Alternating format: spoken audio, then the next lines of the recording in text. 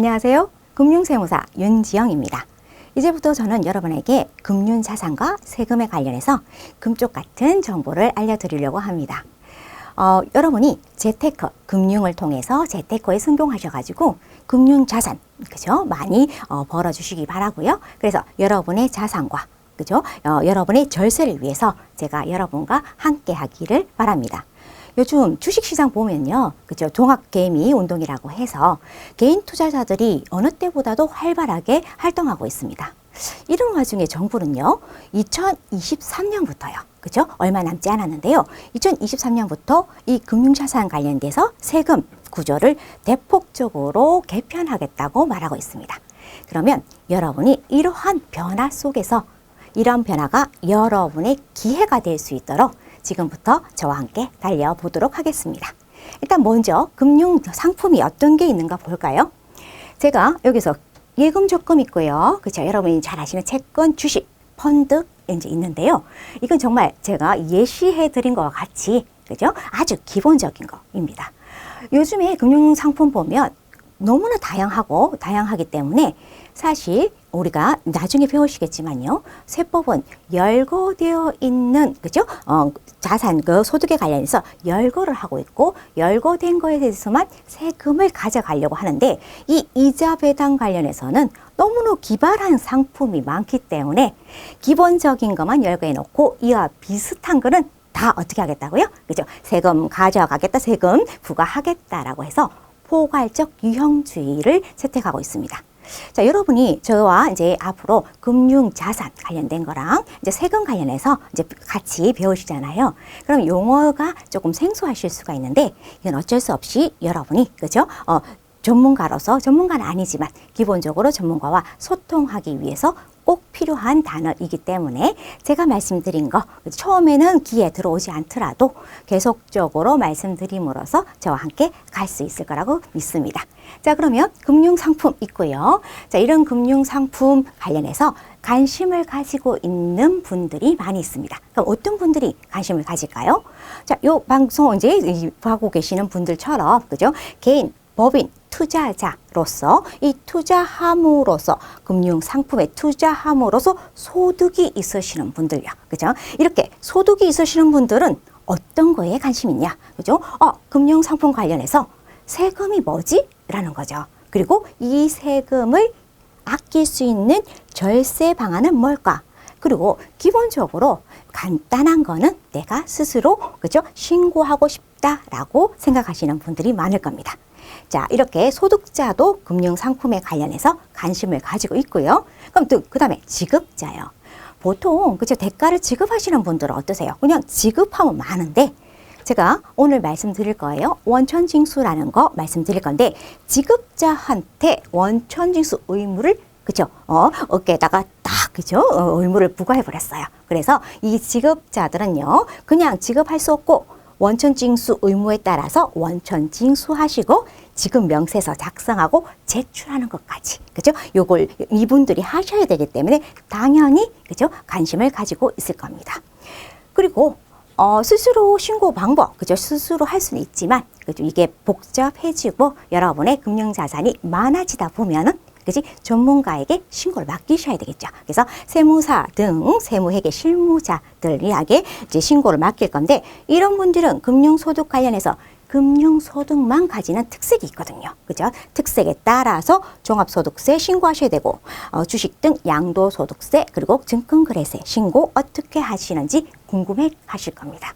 자, 마지막으로 볼까요? 금융 컨설턴트요. 이제 절세, 그죠? 전략가로서의 금융 컨설턴트 분들은 종류라든지 특색, 그리고 자, 우리가 정말 알고 싶어 하는 거, 그죠? 금융자산의 절세 포트폴리오를 만들기 위해서 어떠한 게 필요한지에 관련해서 궁금해 하실 겁니다. 저는 그래서 앞으로 이제 여러분한테 이렇게 이제 정보를 제공할 때 소득자, 지급자, 신고자, 금융 컨설턴트까지 해서 필요하신 정보에 관련해서 하나하나 차근차근 말씀드리려고 합니다. 자, 이번 시간은요, 여러분하고 저가 처음 만나는 시간이고요. 개인으로 이제 투자하시는 분들이 많으실 겁니다. 그러면 개인 세금 관련해서 여러분이 이제 기본적으로 알고 있어야 되는 게 있는데, 개인 세금이라는 게요, 생각보다 좀 복잡하고, 복잡한 구조를 가지고 있습니다. 법인보다는 훨씬 복잡한 구조죠. 한 번만 이 고비를 넘기면 되기 때문에 이번에 개인 세금 관련해서 여러분이 어떻게 어떤 구조로 짜여 있는지 한번 볼 겁니다. 자, 제가 이거를 이제 이 관련된 자료는요, 제가 나중에 그죠? 이 시간 마무리 하실 때 다시 와서 말씀을 드릴 거고요. 자, 그러면 여기서요, 여러분이 일단은 개인 관련해서 금융소득 세금 있고요. 법인 관련해서 금융소득 세금 있고요. 자, 그랬을 때 일단 이자 배당, 연금 등등등 있어요. 그죠? 그리고 이러한 종합소득세, 그죠? 분리과세, 종합과세, 그리고 개인 주식 매매 차익에 대해서는 양도소득 관련해서 양도소득세, 분류과세라는 말이 있는데, 이 말이 전부 다 와닿으면서 그거 어떨 거지? 알겠어 라는 식으로 해서 여러분이 이제 그죠? 한번 볼까요? 이 코끼리라고 생각하셨을 때 이 개인 세금의 구조가 만약에 그려지신다고 한다면, 제가 앞으로 요번 시간에 그죠? 강의하는 거는 여러분이 스킵하시고 다음 강의로 바로 넘어가셔도 됩니다. 하지만 어떤 강의든 그죠? 나에게 하나는 도움이 될 수 있기 때문에 끝까지 여러분이 듣기를 저는 이제 바라고요. 자, 이런 식으로 여러분이 들었는데, 이거 뭐지? 코끼리 코, 다리, 꼬리는 알겠는데 전체적으로 그려지지 않는다. 개인 세금에 대해서 전체적으로 그려지지 않으신 분은 계속해서 저와 함께 이제 강의가 아니죠. 여러분하고 이제 소통하면서 이제 진행해 보도록 하겠습니다.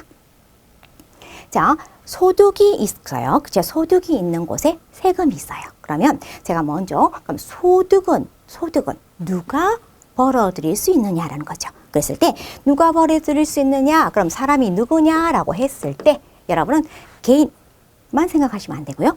법인도 소득을 벌어들일 수 있다는 거예요. 그죠? 그러면 개인은 그죠? 엄마 뱃속에서 태어날 때부터 권리 의무를 가지면서 소득을 벌 수 있고요. 근데 법인은 어떻게 태어나느냐는 거예요. 그치? 어머니를 통해서 태어나는 건 아니고 법에 의해서 태어난 아이가 법인입니다. 그죠? 그럼 법에 의해서 그죠? 이렇게 이제 태어났을 때는 어떻게 목적이 있기 때문이죠. 어떤 목적을 가지고 태어나더라라는 겁니다. 그러면 예를 들어 가지고 나는 교육 사업을 하고 싶어요 라고 해서 그죠? 비영리 법인으로 해서 그죠? 태어날 수도 있는 거고, 나는 돈을 벌고 싶어요 라고 하면 영리 법인으로 태어나겠죠. 그러면 나는 가구 만들어서 난 돈을 벌 거예요 라고 하면 그죠? 가구 관련돼서 이제 열심히 벌어들이고, 그게 그 법인의 소득이 되고, 그 소득은 그 법인의 사업소득 개념으로 해서 여러분이 생각하시면 되는 거예요. 근데 이렇게 이제 법인을 만드는 데는 굳이 법인을 만들어서 그죠? 여러분이 사업을 하실 때에는 요게 그죠? 의미가 있기 때문이죠. 권리 의무가 분리된다든지, 그죠? 이런 좋은 이제 법인으로 사업을 할 수 있는 장점이 있기 때문이고, 사실 법인이 아니더라도 개인, 그죠? 내가 모든 거 책임지겠어 라고 해서 개인으로 사업하실 수 있으세요. 그죠? 그랬을 때 돈을 벌면서 지시받지 않고 내가 모든 책임지겠어? 그러면서 가구 사업을 할 수 있다는 거예요. 그죠? 그랬을 때 벌어들이는 거를 개인의 사업소득이라고 하는 겁니다. 그죠? 근데 그렇다고 사업소득을 갖다가 내 돈을 벌기 위해서 뭐 책임지지 않겠어 이렇게 말할 수 없죠. 그래서 이제 이제 세계에서는 이렇게 표현되어 있어요. 영리를 목적으로 독립적으로 그죠? 자기 계산과 책임하에 계속적 반복적으로 사업 활동을 하면서 얻는 소득을 사업소득이라는 거예요. 그러면 개인 사업자는 자기 책임이에요. 그죠? 그래서 좋을 땐 좋지만 만약에 안 좋았을 때는 어떻게 해요? 집에 갔더니 막 빨간 딱지가 더덕더덕 붙여 있는 거죠. 그죠? 모든 책임을 내가 져야 되는 거예요. 그렇기 때문에 법인을 통해서 하는 방법이 이제 생기는 거잖아요. 그럼 일단 이때 그걸 사업소득이라서 개인은 사업소득 할 수 있겠구나라고 하는 거예요. 근데 이렇게 가구를 만들어서 하려면 공장도 필요하고 사무실도 필요하고 직원도 필요하잖아요. 그죠? 이렇게 물적이고 용적인 이제 이런 시설이 필요하다라고 했을 땐 사업자 등록증을 세무서에 가서 내고 사업을 하게 돼요. 근데 나는 업으로 강의를 하고 싶어요. 그죠? 근데 굳이 뭐 사무실 필요 없고 사람 필요 없어요? 그러면 내가 돌아다니면서 그냥 사업을 해서 업으로 강의를 하면 되는 거잖아요. 그럴 경우 뭐 어떻게 해요? 그때는 사업자 등록증 필요 없어요. 네, 여러분 이제 제가 말씀하시는 것들을 만약에 좀 그런 거야 라고 하시는 거는 어느 정도 이제 레벨이 있으시는데, 자, 그런 분들한테는 제가 3.3% 원천징수하는 사업소득이다 라는 개념으로 이제 나중에 여러분이 원천징수, 그죠? 다른 파트에서 배우시겠지만 그때 이제 이해를 하실 거고요. 지금 뭐 다 이해하실 필요는 없으세요. 자, 그러면 이렇게 만약에 내가 업으로 하겠다라고 강의를 하게 되면 사업소득이죠. 근데 어쩌다 한번 내가 강의를 할 수 있잖아요. 강의하면서 소득이 있어요. 자, 국가는 그걸 갖다가 기타 소득으로 해서 세금을 가져가게 되는 거예요. 그죠? 그럼 사업소득과 기타 소득이 있고요. 근데 나는 이렇게 내가 책임지는 거 싫어. 그죠? 조직이 있었으면 좋겠어. 조직 안에서 내가 지시받으면서 대신에 내 역량을 열심히, 그죠? 마음껏 발휘하겠어. 라는 분들 있을 거예요. 그러면 회사랑 어떤 관계? 고용 관계를 맺고 회사의 지시에 따라서 그죠? 일을 하고 대가를 받잖아요. 그런 걸 근로소득이라고 하시는 거예요. 그렇게 되면 근로소득은 반드시 고용관계와 종속 지시를 받는다는 게 사업소득하고 큰 차이점이 되겠죠. 그래서 사업소득, 근로소득, 그죠? 물론 뭐 어떻게 생각하세요? 만약에 이제 요새 명퇴, 그죠? 명퇴를 했다라고 하면 이제 남자분들 같은 요새는 뭐 여자 남자 필요 없잖아요. 그래, 이 세상에 태어나서 사업 한번 해보고 싶어. 이런 분도 있지만 난 사업 싫어. 그죠? 나는 열심히 일하는 거 해서 그냥 열심히 일해서 또박또박 그 날짜에 월급 날에 그죠? 급여 받고 싶어. 라는 분도 있을 수 있으니까 사업소득과 근로소득 이렇게 세운 국가는 세금을 구분해서 이제 가세 방법이 조금씩 달라진다는 거예요. 자, 그리고 이제 여러분이 배우실 이제 이자하고 배당. 관심 많으신 거 나오셨죠? 이자, 배당. 관련해서 이제 이자를 받거나 아니면 주식에서 분배금을 받았을 때 그 세금. 근데 이자 배당 관련해서는요, 국가가 생각할 때 어떻게 생각하냐면 불로소득이라고 좀 생각을 해요. 그러다 보니까 약간의 불이익을 좀 주는 게, 사실 여러분 이 강의 들으시고 그쵸, 앞으로도 저하고 열심히 달려가려고 하면 요즘에 이자 배당 관련해서 받기 위해서 절대로 불로소득은 아니죠. 국가가 좀 그건 알아주셨으면, 정부가 좀 알아주셨으면 좋겠어요. 그리고 연금소득 같은 경우에는 연금 나중에 그죠? 저축하고 연금 저축하고 내가 받게 되잖아요. 그럼 줄 때 국가가 세금을 그죠? 줄여줬기 때문에 받을 때 세금을 나는데 그걸 연금소득이라고 해요. 자, 그리고 난 뒤에 그죠? 내가 근로뿐만 아니라 10년 정도 회사에 몸담았다가 퇴직을 했을 때 못 받게 되죠. 퇴직금 받게 되는 거예요. 그죠? 그러면 퇴직금 관련해서 세금을 이제 가져가는데 그걸 퇴직소득이라고. 자, 10년, 그죠? 10년 일해서 내가 퇴직금 가져갈 때 퇴직소득이 발생하는 거고요. 내가 부동산을 샀어요. 그죠? 그리고 한 5년 정도 내가 있었더니 시세 차익이 났어요. 그걸 팔았어요. 양도 차익이 생기죠. 그 관련해서 차익이 생기는 거에서 세금 가져가는 거 양도소득. 자, 법인 같은 경우에는 그죠? 목적이 있고 태어났기 때문에 법인의 모든 소득은 그냥 법인 소득으로 하나 묶어버리면 되는데, 개인 관련해서는요, 이렇게 사업소득, 기타소득, 근로소득, 이자, 배당, 연금, 퇴직, 양도로 8개로 일단 소득을 구분해 놨다는 거 여러분이 먼저 아셔야 됩니다. 법인하고 개인의 차이이고요. 그러고 난 뒤에 여러분 어떻게 이거를 어느 기간 동안 벌어들인 거, 그죠? 1년요. 1년. 1월 1일에서 12월 31일 1년 동안 벌어들인 거를 국가가 언제 세금 신고를 한다? 다음 연도 5월, 6월. 자, 6월 정도에 여러분 어떻게 세금 신고하시면 사업자 중에서요, 이제 성공하셨는데요. 그죠? 그랬을 때 5월, 6월 중에서 여러분이 이제 국가한테 신고, 납부, 이제 확정해서 이제 세금을 정확하게 결정해서 신고, 납부하는 건 다음 연도 5월이 될 겁니다. 자, 그리고 여러분이 제일 궁금해하시는 세율, 그죠? 세율. 그죠? 세율을 봤더니, 자, 6%에서 시작해서, 여러분 어떻게 해요? 그죠? 이게 중간에 쭉 했는데, 안타깝게도 가장 중요한 게 잘려버렸네. 그쵸? 어떻게, 여러분 쭉 가시다 보면, 몇 프로까지? 42%까지 있거든요. 42%. 내 세금의 42%. 여러분, 요때 조심하시는 거예요. 법인세랑 소득세는 그냥 법인세율, 소득세율만 보시면 안 돼요. 어떻게? 지방 소득세라는 게 있다고요. 10%가요. 그렇죠? 그렇기 때문에 여러분이 만약에 42% 구간에 걸려버리면 여기에서 10%, 4.2%를 더 더해가지고 46.2%가 내 세금이라고 생각하시면 되는 거예요. 그런데 어떻게 해요? 소득이 많아질수록 세율이 커지네요. 그럼 세금을 많이 가시겠네. 그죠? 그거 이제 아셔야 되는 겁니다. 자, 그러면 요 표를 보는 거 관련해서, 그죠? 요 표를 보는 거에 관련해서 제가 이제 계산하는 이제 방식을 여러분한테 이제 보여드리려고 했는데, 이제 그럼 여러분, 가세표준 있잖아요. 가세표준에다가 세율을 곱해가지고, 여러분, 요 금액, 누적, 그죠? 누적 공제액을 빼는 개념인데요. 자, 가세표준이라는 개념이 만약에 사업소득이라 하면 매출액 개념이 아니에요. 매출액에서 비용 빼서, 그렇죠? 남는 이익 개념인데, 제가 좀 전에 이자고 배당은 불로소득이라 해서 국가가 조금 안 좋게 본다고 했잖아요. 그래서 불이익을 준다고 말씀드렸죠. 그래서 여기 불이익 중에 하나예요. 이자 배당은 필요 경비라는 걸 전혀 인정을 안 해요. 들어온 수익 금액이 다 가세 표준이 되어버린다는 거예요. 그렇죠? 그래서 내가 만약에 5억 수익 금액 이제 받은 게 5억이다라고 하면, 그죠? 5억에 여러분 세율이, 그치? 세율이 40%예요. 그치? 5억에 40%니까 어떻게 계산하시냐 하면 2억에, 그죠? 제가 누적 공제액이 있는데요. 누적이네요. 누적 공제. 그죠? 누적 공제액을 빼게 되면 여러분이, 그죠? 2,540만 원이 공제되는 거예요. 그러면 1억 7,460만 원. 이것만 생각하시면 안 된다 했죠? 10% 지방소득세까지 포함은 1억 9,206만 원이 되더라라는 겁니다. 그래서 여러분이 이렇게 기본적으로 제가 여러분이 꼭 알아야 된다고 생각하시는 건 뭐냐면, 소득이 많아지면 어떻게 된다? 세율이 높아져서 세금 부담이 크구나라는 거고요.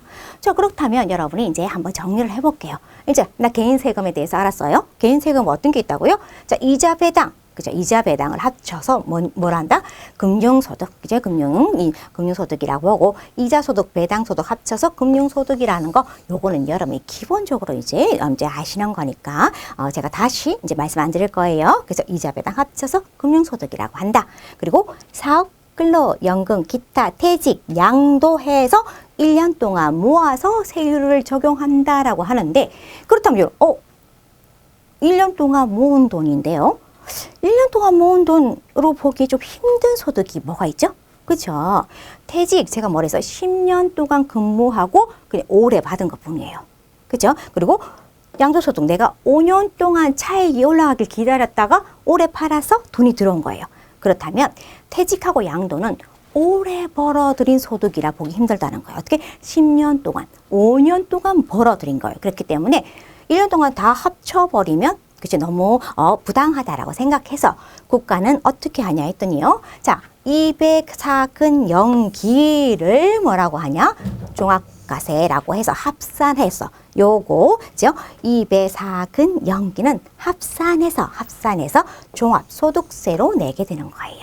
그죠? 그리고 여러분 퇴직 양도는 따로 분류해서 퇴직소득세, 양도소득세로 가져가겠다는 거예요. 그렇기 때문에 여러분이 내가 만약에 이제 근로소득 있고 양도소득 있다 하더라도 합쳐진다, 안 합쳐진다? 안 합쳐주는 거죠. 그치? 그래서 근로소득은 그죠? 여기 종합소득세로, 그리고 양도는 양도소득세로 가져가겠다는 겁니다.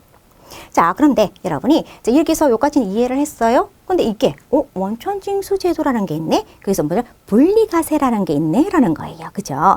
자, 원천징수는요. 지금 제가 간단하게 한번 설명드려 볼게요. 원천징수는 만약에 소득이 이렇게 있어요. 소득이 있어요. 내 벌어들인 소득이 있는데 당연히 지급자가 있고요. 그 다음에 이거 맞는 소득자가 있을 거예요.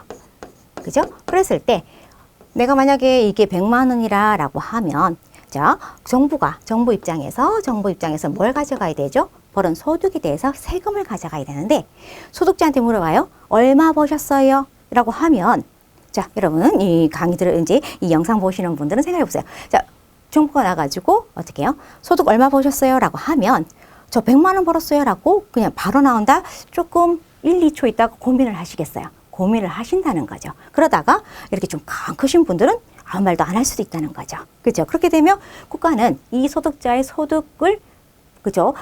만약에 파악하려면 직접 가서 알아봐야 되는 거잖아요. 그죠? 그랬는데 만약에 정부가 이제 그랬을 때 그럼 지급자한테 물어보는 거예요. 이 사람한테 얼마 줬어요? 라고 하면 어떻게 하겠어요? 100만 원 줬어요? 단번에 나오죠. 왜? 나는 이 100만 원 준 걸로 인해서 비용 처리도 해야 되고 그죠? 내 소득 아니니까. 그죠? 그래서 국가는 생각했어요. 어떻게?